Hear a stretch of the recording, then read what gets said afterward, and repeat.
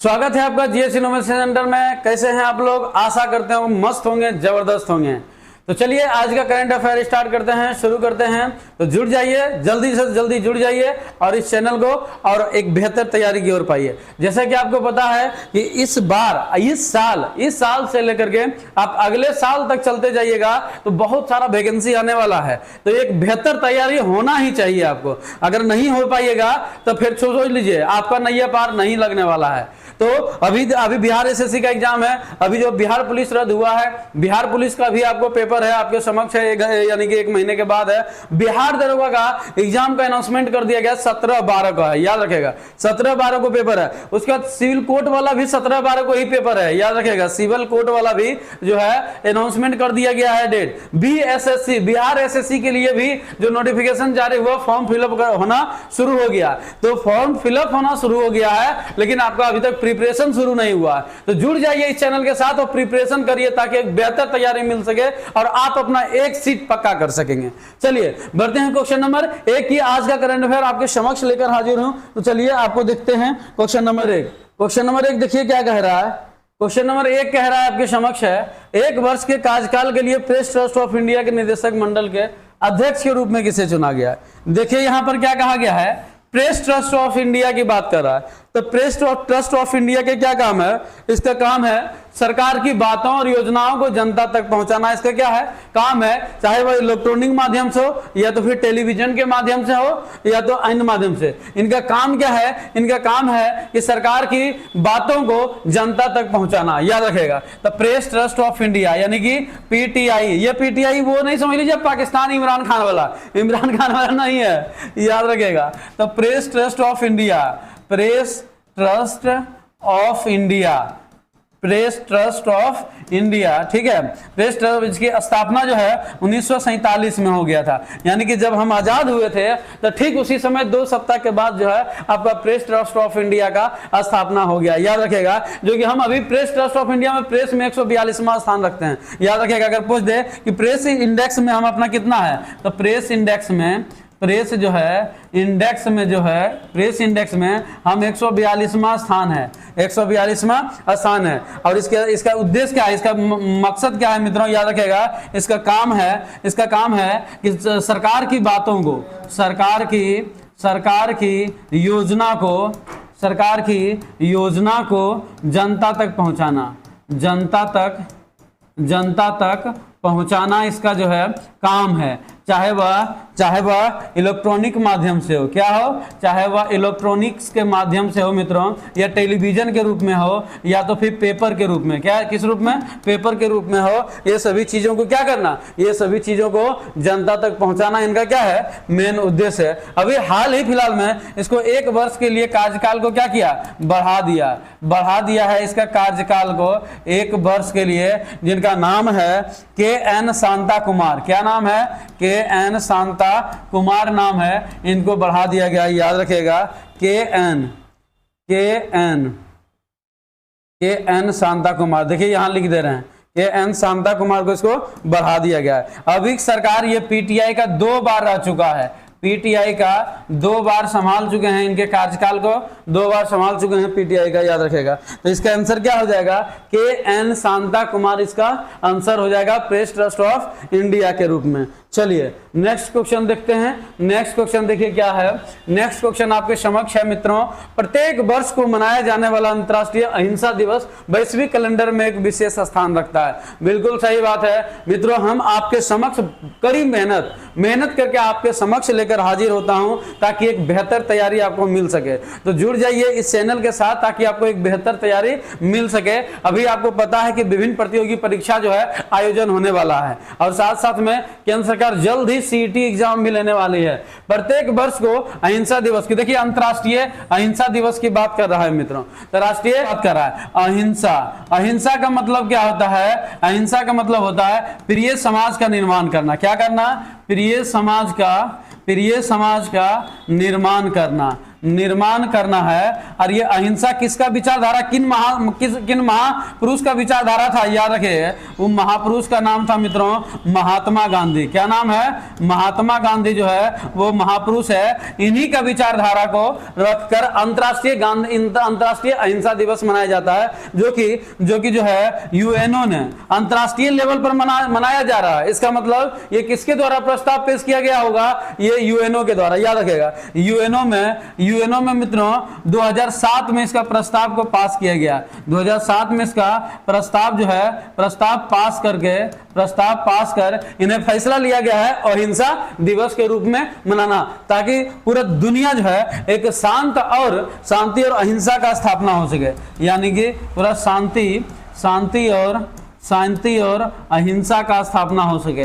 अहिंसा का स्थापना के लिए ये मनाते हैं। जागरूकता के लिए स्थापना अर्थात जागरूकता के लिए इसे मनाया जाता है। जागरूकता के लिए सर्वप्रथम बोलिएगा सर इसका कल्पना किसने किया था? तो याद रखिएगा इसका जो है कल्पना, जिनका नाम है शिरीन एवाड़ी। क्या नाम है? शिरीन एवाड़ी नाम है, जिन्होंने 2004 में इन्होंने क्या किया था? कल्पना किया था अहिंसा दिवस मनाने का। कल्पना किया था अहिंसा दिवस मनाने का, और यह मनाया जाता है 2 अक्टूबर को। इस दिन जो है महात्मा गांधी का क्या था? महात्मा गांधी का जो है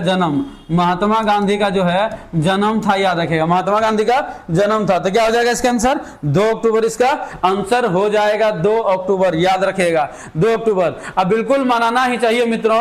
एकमात्र ऐसे महापुरुष जिनका नाम था महात्मा गांधी, जो पूरा दुनिया को एक विचारधारा दिया, उस विचारधारा का नाम है अहिंसा। जरा देखिए, इसमें देखिए क्वेश्चन भी आपको यहाँ पर दिया गया है कि ये स्टैटिक है, आपके सामने समक्ष डालने का कोशिश किया गया है। अहिंसा का प्रतीक महापुरुष कौन सा है? तो महात्मा गांधी। क्या नाम है? महात्मा गांधी है, याद रखेगा, महात्मा गांधी है। असहयोग आंदोलन की बात किया जाए तो ये असहयोग आंदोलन कब प्रारंभ हुआ? याद रखेगा, जो कि विश्व का सबसे जन आंदोलन था, बड़ा जन आंदोलन था। ये क्या था? जन आंदोलन था, यानी विश्व का सबसे बड़ा जन आंदोलन था, याद रखेगा। ये इसकी शुरुआत कब हो गया था? 1920 में स्टार्ट हो गया था। किसके विरुद्ध? तो ब्रिटिश सरकार के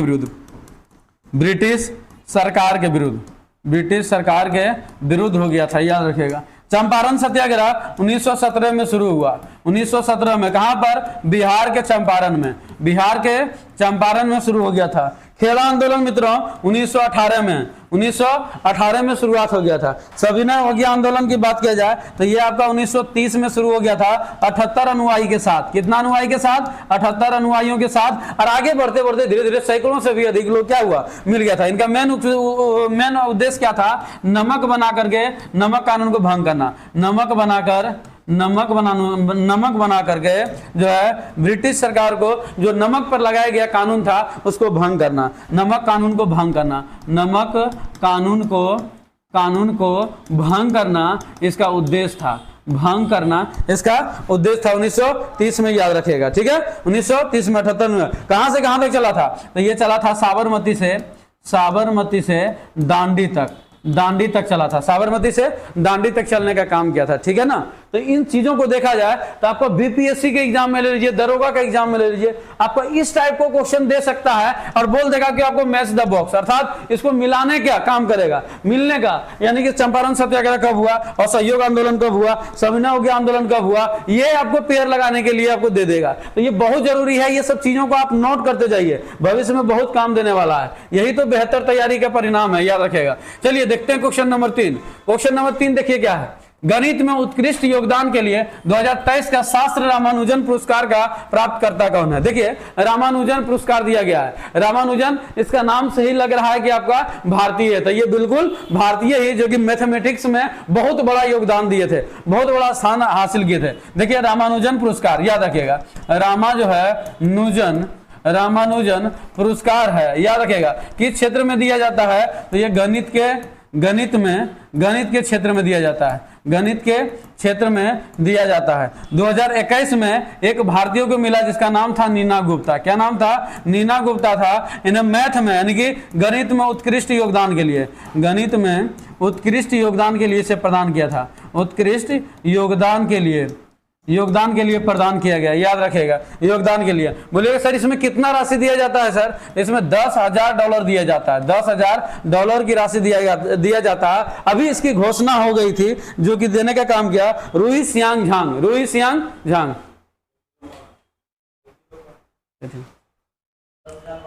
चलिए रुई सियांग यांग है, चलिए रुई सियांग यांग है, ये 1 0 कम था, 10,000 हम बोल रहे हैं, ये सब थोड़ा सा देखिएगा। रुई सियांग झांग है, रुई सियांग झांग को अभी जो है 2023 का रामानुजन पुरस्कार दिया गया, रामानुजन पुरस्कार दिया गया, याद रखें। ये कौन है? जो कैलिफोर्निया यूनिवर्सिटी में काम करते हैं, कैलिफोर्निया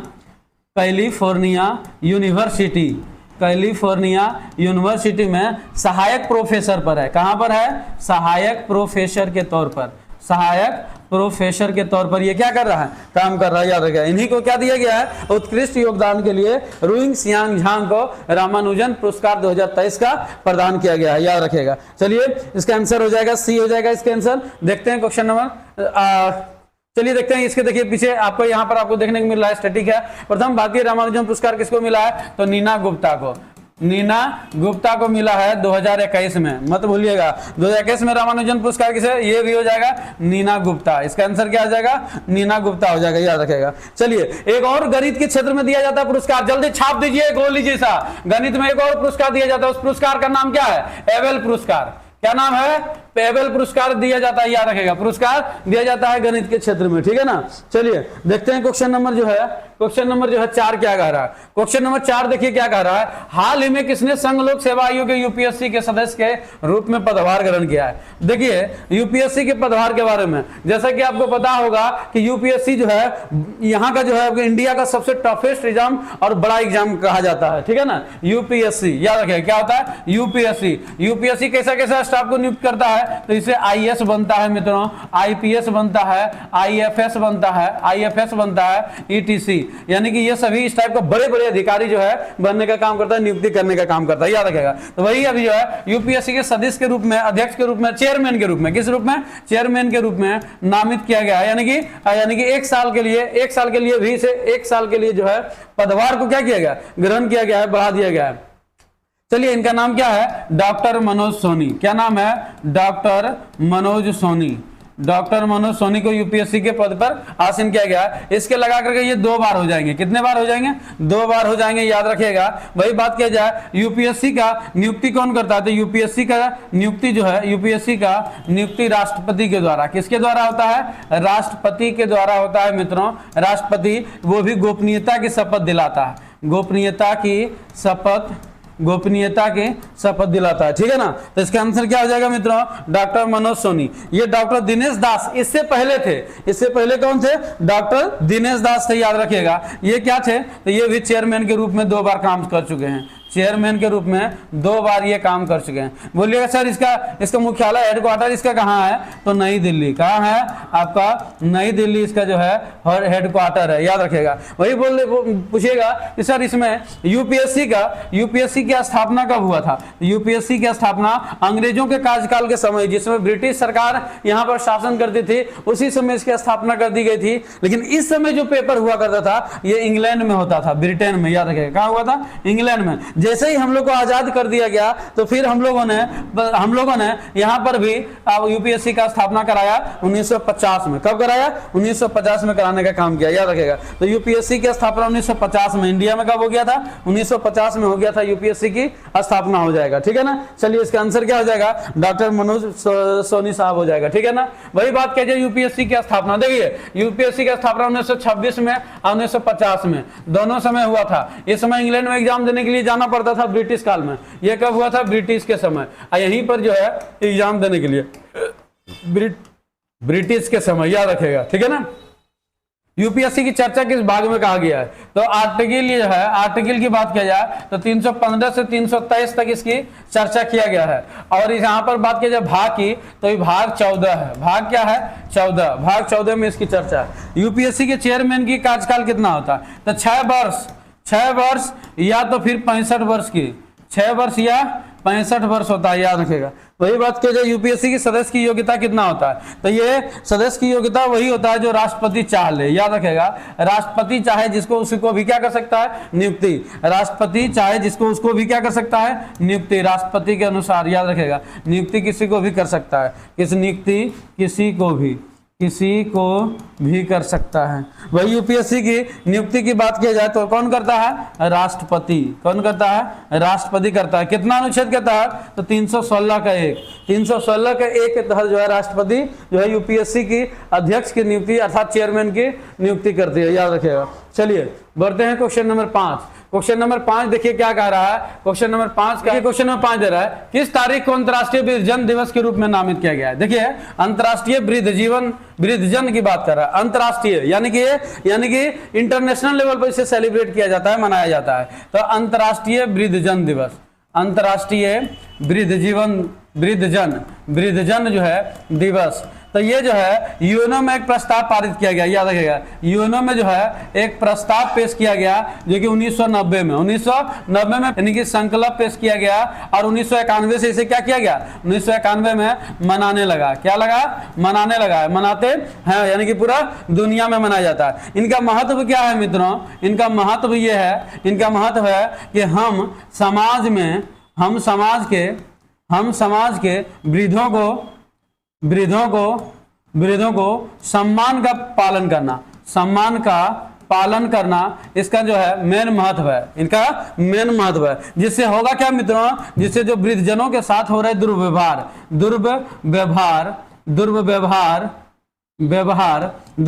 हो सकता, दुर्व्यवहार और साथ साथ में उपेक्षा और ये क्या हो जाए, उपेक्षा के बाद हो जाएगा भेदभाव ना हो सके, भेदभाव रुक सके। यानी कि इन चीजों को स्थापना करने के लिए अंतर्राष्ट्रीय वृद्धजन दिवस को क्या किया जाता है, मनाया जाता है, याद रखेगा। इस तरीके से मनाया जाता है। वही बात किया जाए आपका वृद्धजन के बारे में।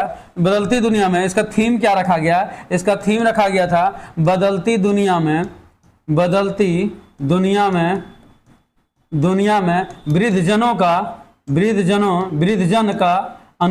वृद्धजनों का अनुरूपण इसका क्या रखा गया है, इसका थीम रखा गया है, ठीक है ना। ये कब मनाते हैं, तो ये 1 अक्टूबर को मनाते हैं। 1 अक्टूबर को अंतर्राष्ट्रीय वृद्धजन दिवस, 1 अक्टूबर को अंतर्राष्ट्रीय जो है वृद्धजन दिवस को सेलिब्रेट करते हैं, याद रखेगा। तो इसका आंसर क्या हो जाएगा मित्रों, 1 अक्टूबर इसका आंसर हो जाएगा, ठीक है ना। चलिए नेक्स्ट देखते हैं, इंदिरा गांधी वृद्धजन योजना की शुरुआत कब हुई। इंदिरा गांधी वृद्धजन का योजना का शुरुआत हो गया 1995 के द्वारा हो गया था, जो कि भारत में केंद्र सरकार के द्वारा इसका पालन करती है। बिहार वृद्धजन पेंशन योजना की शुरुआत कब हो गई थी, तो देखिए ये 2019 में कब हो गया था, 2019 में हो गया था बिहार वृद्धजन। इसमें जो है यानी कि जो 60 प्लस जो लोग हैं, यानी कि 60 जिसका उम्र पूर्ण गया है वह वृद्धजन अर्थात सीनियर सिटीजन कहलाते हैं। 60 प्लस को क्या कहा जाता है, सीनियर सिटीजन जो 60 का हो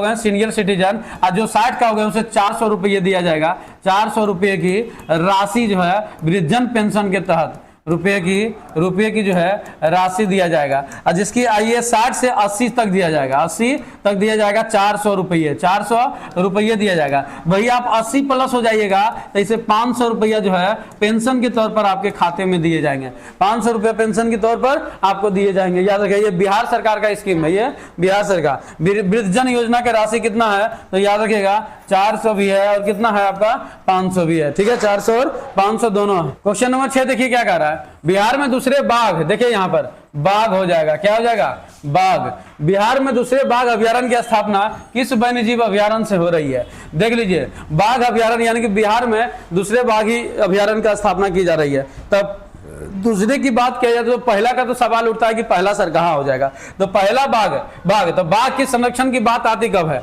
देखिए हमारे यहाँ चलाया जा रहा था प्रोजेक्ट टाइगर। क्या चलाया जा रहा था, प्रोजेक्ट टाइगर, याद रखेगा प्रोजेक्ट टाइगर चलाया जा रहा है, हमारे भारत में चलाया जा रहा है, जिसकी जो है एक्ट कब है 1973 का एक्ट है। प्रोजेक्ट टाइगर एक्ट कब है 1973 में। इसमें इसका उद्देश्य क्या है, तो बाघों को संरक्षण करना, बाघों को संरक्षण करना इनका जो है, यानी इकोसिस्टम को मेंटेन करने के लिए बाघों को संरक्षण किया जा रहा है प्रोजेक्ट टाइगर के तहत। 1973 में इसका स्थापना हो गया था, याद रखेगा, ठीक है ना। अभी टोटल कितना सा टाइगर रिजर्व है, तो 53 गो है। कितना है 53 है, याद रखेगा। 53वां कितने कहाँ है, तो 53वां उत्तर प्रदेश में रानीपुर, याद रखेगा Ranipur tiger reserve, Ranipur tiger जो है रिजर्व है 53वां है, जो कि कहां पर है आपका यूपी में, यूपी में है, याद रखेगा, ठीक है ना। वही बात किया, जब बिहार में सर कितने हो जाएंगे, तो बिहार में अभी जो है आपको 2 टाइगर रिजर्व हो गए। पहला जो है आपको पश्चिमी चंपारण में, याद रखेगा पश्चिमी चंपारण में वाल्मीकि, याद रखेगा Valmiki tiger reserve, Valmiki tiger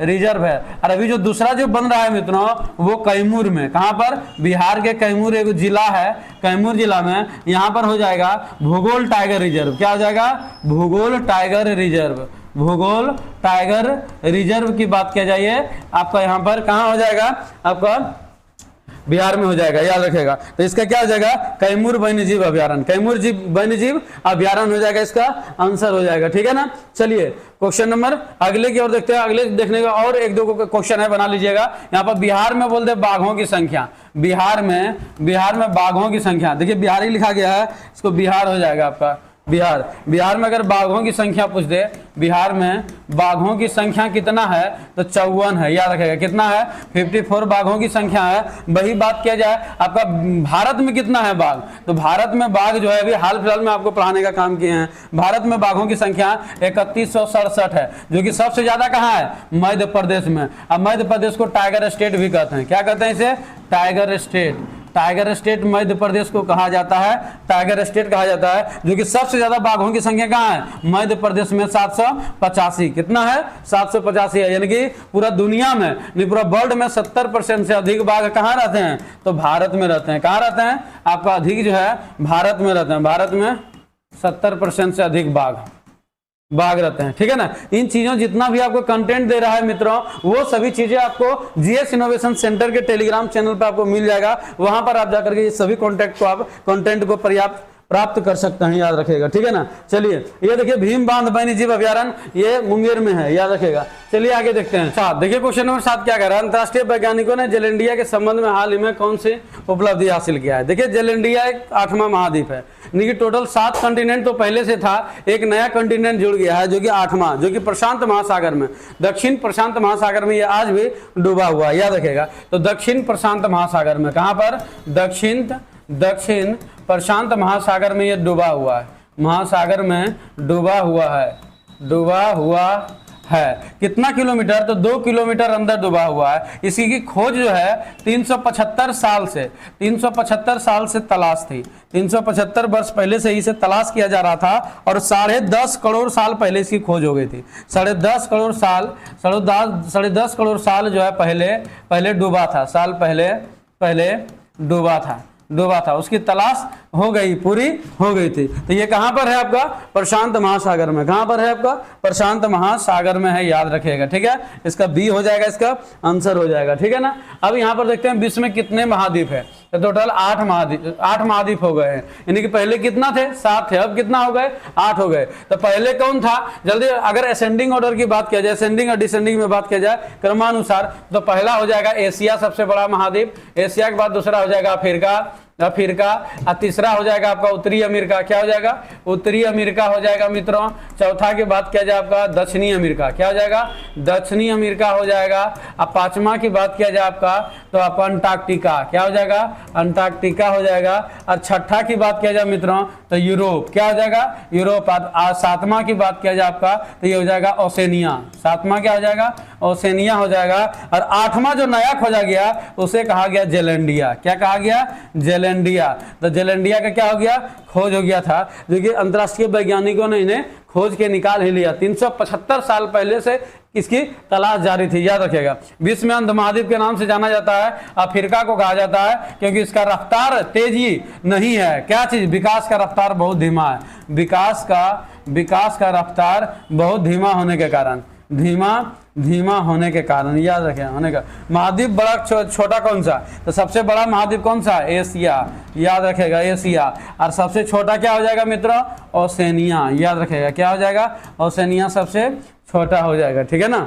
चलिए इसका जो भी चीजें था जो कि हम आपको बताने का काम किए हैं, ठीक है ना। चलिए क्वेश्चन नंबर 8 देखिए क्या कह रहा है। 2023 एशियाई खेलों में महिलाओं के 10 मीटर एयर पिस्टल व्यक्तिगत स्पर्धा में स्वर्ण पदक किसने जीता है। देखिए व्यक्तिगत स्पर्धा में जीता है, यानी अकेले जीतने का काम किया है। तो इसका आंसर हो जाएगा मित्रों रश्मिका शर्मा, क्या हो जाएगा, रश्मिका शर्मा हो जाएगा। जबकि ये भी आपका स्वर्ण पदक जीती है, याद रखेगा स्वर्ण पदक। ईशा सिंह भी स्वर्ण पदक जीती है, ये भी स्वर्ण पदक, याद रखेगा ये भी स्वर्ण पदक। अब देखिए एशियाई खेल का आइए पोस्टमार्टम हम करते हैं। एशियाई खेल कहां पर हो रहा है, एशियाई खेल है मित्रों ये हर 4 वर्ष पर, कितने वर्ष पर, 4 वर्ष पर होती है, याद रखेगा 4 वर्ष पर होती है। 1927 में इसका स्थापना किया गया और अभी जो हो रहा है वो हांगझाओ में, कहाँ हो रहा है, हांगझाओ चीन में हो रहा है। हमारे तरफ से कितना खिलाड़ी गया है, 655 खिलाड़ी हमारे तरफ से प्लेयर से गया है, जो कि टोटल इवेंट होने वाला है, टोटल जो है खेल होने वाला है, इसमें 61 खेल टोटल होने वाला है, जिसमें हमारा जो खिलाड़ी गया 655 गया है, इसमें 41 खिलाड़ी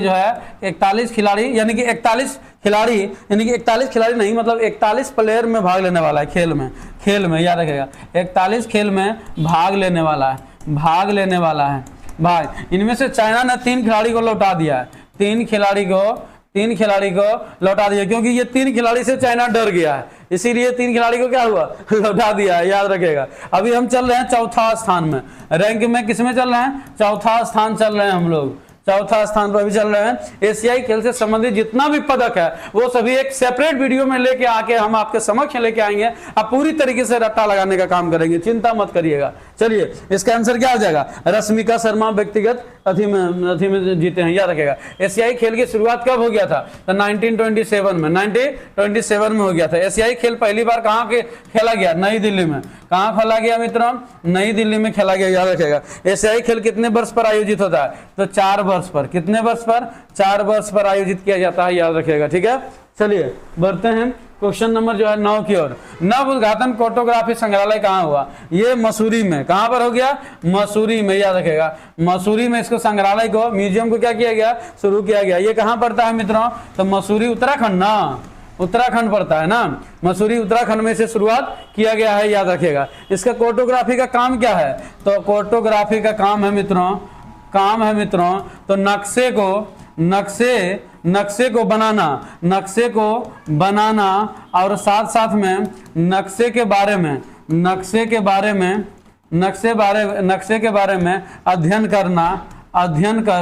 अध्ययन कर इसे नक्शे पर उतारना, नक्शे में दिखाना, याद रखिएगा नक्शे में दिखाना इसका क्या है मित्रों, इसका उद्देश्य है, याद रखेगा नक्शे में। तो ये कहाँ हो जाएगा आपका, मसूरी हो जाएगा, इसका आंसर हो जाएगा फोटोग्राफी है। कौन इसको मदद किया है मित्रों, तो एडीबी, कौन किया है, एडीबी किया है, एशियन डेवलपमेंट बैंक, याद रखेगा एशियन डेवलपमेंट बैंक जो है इसको डेवलप होने में क्या किया, मदद किया है, जो कि 23.5 करोड़ रुपया दिया। कितना दिया, 23.5 करोड़ रुपया दिया इसको डेवलप करने के लिए। कौन दिया, एडीबी। वही बात क्या जाए, एडीबी की स्थापना कब हुआ था, 1966 में हुआ था। इसकी मुख्यालय कहाँ है, तो फिलीपींस के मनीला में। जिस समय ये शुरू हो रहा था मित्रों, उस समय इसके 31 देश इसको क्या किया, सपोर्ट किया। 31 देश की सदस्यता से 1966 में इसकी स्थापना कर दिया गया। इसका आंसर क्या हो जाएगा, मसूरी। इसका आंसर मसूरी हो जाएगा। चलिए नेक्स्ट क्वेश्चन देखते हैं। नेक्स्ट क्वेश्चन देखिए क्या कह रहा है आपका, क्वेश्चन नंबर 10 है। अभी हाल ही में केमिस्ट्री के क्षेत्र में किसको नोबेल पुरस्कार देने की घोषणा किया गया। देखिए Moungi G Bawendi, Louis B Brus, Alexei Ekimov. देखिए ये तीनों को जो है उपयुक्त सभी, ये तीनों को जो है नोबेल पुरस्कार केमिस्ट्री के क्षेत्र में देने का काम किया गया है, याद रखिएगा। और ये आपको जो भी जितने भी आपका अनाउंसमेंट हो रहा है, अभी फिजिक्स का हुआ है, केमिस्ट्री का हुआ है, चिकित्सा क्षेत्र का हो गया है, साहित्य का हो गया है, अभी इकोनॉमिक्स और शांति का बाकी है मित्रों। अगर ये दोनों का अनाउंसमेंट हो जाएगा तो एक सेपरेट वीडियो आपके समक्ष लेकर के हाजिर होऊंगा, और वो भी ट्रिक के साथ, वो चुटकी में आपके समक्ष लेकर आऊंगा और उसको चुटकी में याद कराने का काम करूंगा, याद रखेगा। तो ये तीनों को दिया गया है, मांगी, जी बवेंडी, लुइस ब्रश, एलेक्सेल इकोनॉमी, उपयुक्त सभी, इसका क्या हो जाएगा, आपका आंसर हो जाएगा, ठीक है ना। अब इसके बारे में देखिए, समझते हैं किसको किसको दिया गया है। तो भौतिकी के क्षेत्र में बात किया जाए आपका, तो पियरे एगोस्टेनी, फेरक क्रॉस, एनियल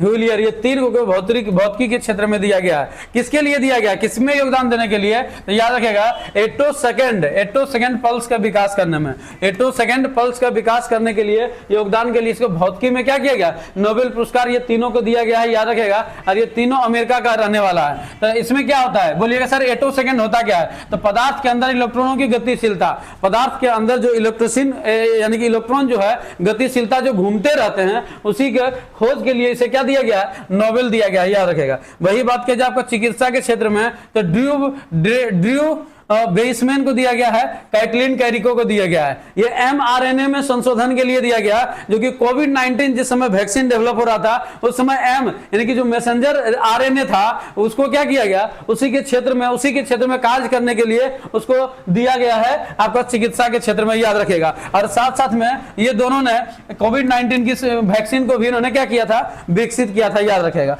वही साहित्य की बात किया जाए तो जॉन फांसे को दिया गया, किसको दिया गया, जॉन फांसे को दिया गया, जो कि नॉर्वे का एक क्या था, लेखक है, नॉर्वे का एक लेखक है, उन्हीं को आपको साहित्य का नोबेल पुरस्कार दिया गया। ये तीनों जो है आपको भौतिकी का है, चिकित्सा का है, साहित्य का है, चिंता मत करिएगा, नोट्स और पीपीटी के साथ में लेकर के आपके हाजिर होगा, वो भी ट्रिक के साथ, पूरी तरीके से आपको बढ़िया से इसको याद कराने का काम करेंगे हम, चिंता मत करिए। चलिए हम देखते लेते थोड़ा सा नोबेल पुरस्कार के बारे में देख लेते हैं कि नोबेल पुरस्कार है क्या। नोबेल पुरस्कार की शुरुआत हो गया था 1901 में, पता है कहां से हुआ था, तो स्वीडन से, याद रखेगा। कहां से हुआ, स्वीडन से शुरू हो गया था। और राशि इसमें कितना मिलता है, 11 मिलियन स्वीडिश क्रोनर मिलता है, याद रखेगा, 11 मिलियन स्वीडिश क्रोनर मिलता है। डायनामाइट की खोज के लिए, डायनामाइट की खोज किया था, किसने किया था, अल्फ्रेड नोबेल किया गया था, याद रखेगा। इन्हीं की याद में नोबेल पुरस्कार क्या हुआ, दिया जाता है, याद रखेगा। वही बात किया जाए डायनामाइट क्या है, जल्दी बताइए। डायनामाइट याद रखेगा, विस्फोटक चीज है क्या, जी हाँ, ये विस्फोटक चीज है। अब ये खोज किए थे ये अच्छे चीजों, अच्छे कार्यों के लिए,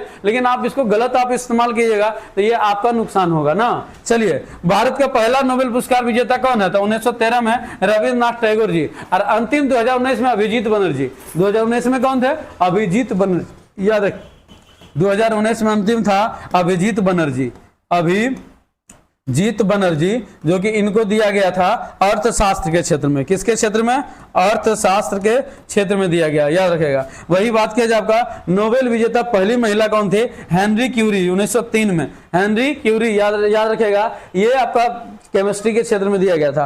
कुल नोबेल पुरस्कार विजेता भारतीय कितना है, 9 ऐसे भारतीय हैं जिन्हें नोबेल पुरस्कार की क्या हुआ, दिया गया है, याद रखेगा। जिनमें कि आपको सबसे कम उम्र का आपको नोबेल पुरस्कार विजेता कौन है, याद रखेगा, आपको दिया गया था मलाला यूसुफजाई। मलाला यूसुफजाई को पाकिस्तान का है, याद रखेगा, यूसुफजाई को दिया गया था। इसी समय 2000 शायद इसको 2015 में दिया गया था, 2015 में दिया गया था। इसी के साथ आपको कैलाश सत्यार्थी को दिया गया, बचपन बताओ आंदोलन के लिए, कैलाश सत्यार्थी को भी दिया गया था, ठीक है ना। तो ये जो भी था आपको बन रहा था वो चीजें हम आपको देने का काम किया। देखिए 2 क्वेश्चन और है यहाँ पर। शांति का नोबेल पुरस्कार ओस्लो से दिया जाता है, जबकि बाकी सभी स्टॉकहोम से दिया जाता है, स्वीडन के स्टॉकहोम से दिया जाता है, बाकी सभी सिर्फ शांति का जो है ओस्लो में एक नॉर्वेजियन कमिटी है, उन्हीं के द्वारा शांति को क्या किया जाता है, शांति का नोबेल पुरस्कार को नॉमिनेट किया जाता है, और यहीं से आपको ओस्लो से दिया जाता है, याद रखिएगा, ठीक है ना। ये चीजें जो भी था हम आपके समक्ष लेकर हाजिर हुए हैं। तो अपडेट रहने के लिए इस चैनल के साथ जुड़ जाइए, और अपडेट के साथ साथ में स्टैटिक जीके है, जीएस है, जो कि सभी विभिन्न प्रतियोगी परीक्षाओं के लिए बहुत ही महत्वपूर्ण माना जाता है। चाहे आपके सामने बिहार एसएससी हो जाए, बिहार पुलिस हो जाए, बिहार एसआई हो जाए, बाकी बात आने वाले बहुत सारा भविष्य में वैकेंसी है, उसके लिए भी प्रिपेयर होने के लिए इस चैनल के साथ जुड़ जाए, ताकि एक बेहतर तैयारी आपको मिल सके। चलिए मिलते हैं नेक्स्ट क्लास में, थैंक यू।